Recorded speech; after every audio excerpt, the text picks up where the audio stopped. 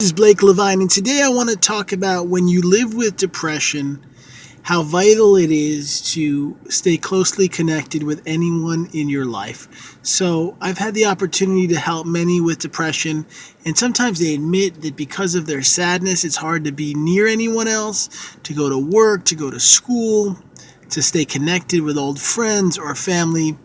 And I watch as they are isolated and they start to really find themselves falling into a darker and deeper sadness. And I share that anyone that faces depression, from a mild form to the most severe, try your best to have people in your life. This could be your mom or your dad, a brother or sister, could be a teacher, classmate, an old friend or current friends, or anyone that maybe you are able to speak with, because part of living with depression is having human connection. And when we are connected to others, we feel more peaceful, more optimistic, more joyful, and we know that we're not all alone in our journey. I've had the opportunity with my book Beating Bipolar to do many talks at chapters of the National Alliance on Mental Illness and the Depression and Bipolar Support Alliance. I learned about these groups when I faced bipolar disorder myself in my teenage years. I was in and out of 5 psychiatric hospitals, and there was a time that I felt so different and weird compared to all the other kids in my age group. And I found that these support groups were a wonderful way to meet other people, to talk openly about the real struggles of living with a mental illness, what it's like to take medication each day, what it means to have to go to a therapist or a psychiatrist, how mentally tiring it can be to be locked in a mental hospital, to feel ostracized or different than those that you know. And these support groups were not only free, but they were filled with others that had their own journey and struggles. And I've been blessed over the last few years to talk at many of these groups.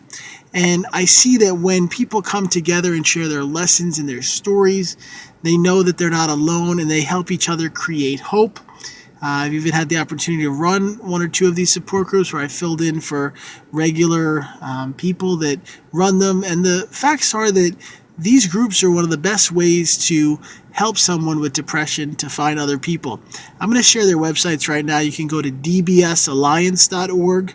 That's dbsalliance.org, or NAMI, NAMI.org. On their websites, they list a free directory of support groups in many of the communities in the U.S. You can join them and talk to other people and find connection and hope. And even family members. I've had moms and dads with a child with a mental health condition. They go to those groups to find other parents that are also facing the same types of struggles.